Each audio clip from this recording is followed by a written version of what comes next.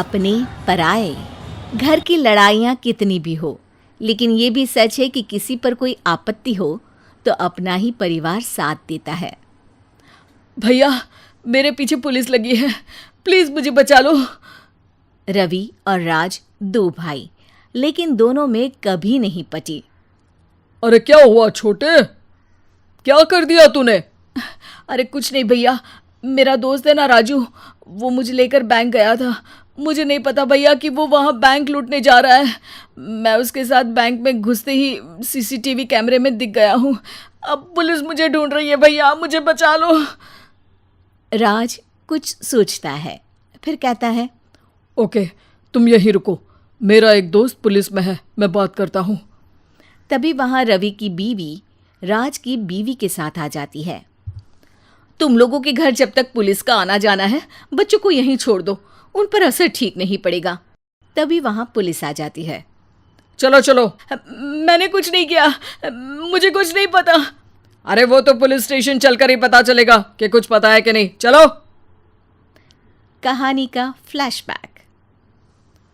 भैया, मुझे मेरे मकान में हक चाहिए ही चाहिए। अरे लेकिन छोटे, अभी मेरे बच्चों पर काफ़ी खर्चा है, तेरी भाभी की भी तबीयत ठीक नहीं रहती, बजट बिल्कुल नहीं है कि मैं अलग होकर रहूं। देख लो भैया, 1 महीना है तुम्हारे पास, जल्दी से घर खाली कर दो।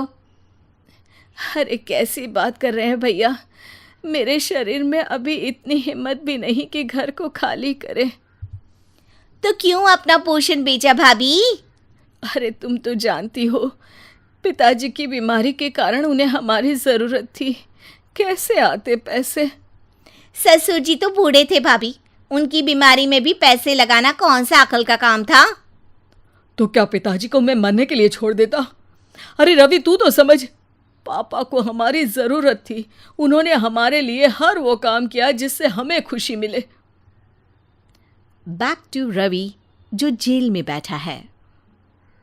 ये मैंने क्या कर दिया था? मैं ना पिता का हुआ ना ही भैया का।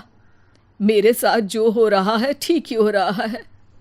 तभी वहां पुलिस वाला आता है। रवि, तुमसे कोई मिलने आया है। भाभी, आप यहाँ क्यों आई? पुलिस स्टेशन है ये भाभी। भैया, आपकी जगह मेरा भाई होता तो क्या मैं नहीं आती? अच्छा, ये खाना ले लीजिए, खा लीजिएगा। आपके भैया लगे हैं वकीलों और पुलिस वालों से बात करने में, डरने की कोई बात नहीं। जब आपने गुनाह किया ही नहीं तो सज़ा भी नहीं मिलेगी। रवि भाभी को देखकर रोने लगता है। घर में साक्षी चुपचाप बैठी होती है कि तभी सोनम कहती है, अरे साक्षी, क्या हुआ? परेशान क्यों हो रही हो? भाभी, अभी अभी पुलिस स्टेशन से खबर, बड़े जेल में शिफ्ट किया जा रहा है, मैं क्या करूंगी भाभी? रो मत, हम अच्छे से अच्छा वकील करेंगे।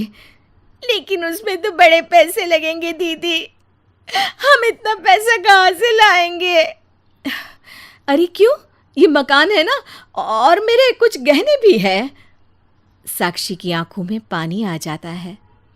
पर दीदी, ये तो आप और भैया की मेहनत की कमाई है। पापा के बाद भी तो हम लोगों का सब खत्म हो गया था। पापा को तो बचा नहीं पाए, लेकिन भैया को ज़रूर बचा लेंगे, और भगवान चाहेंगे ना तो दोनों भाई मिलकर इससे भी बड़ा मकान खड़ा कर लेंगे। साक्षी। थोड़ी देर में राज वहाँ आता है। सोनम सही कह रही है साक्षी, पैसों की कमी के कारण किसी भी बेगुनाह को सज़ा नहीं मिलती। राज एक अच्छा सा वकील करता है। सोनम और साक्षी बचाए पैसे और अपने गहनों को बेचकर रवि का केस लड़ते हैं, और जल्द ही रवि जेल से बाहर आ गले लगाकर कहता है, भैया मुझे माफ़ कर दो, मुझे साक्षी ने सब कुछ बताया है। भैया, आपने मुझ पर विश्वास किया, मेरे लिए दिन रात मेहनत की, भाभी ने अपने गहने तक बेच दिए। भैया, आपने तो पापा के लिए भी पैसे नहीं देखे, लेकिन मैं बहुत ही सेल्फिश निकला। भैया, एक आखिरी बार मुझे माफ़ कर दो, मैं शर्मिंदा हूँ।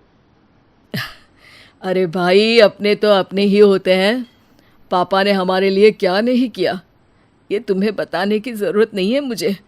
और फिर तू तो मेरा भाई है, पैसे से बढ़कर रिश्ते होते हैं भाई।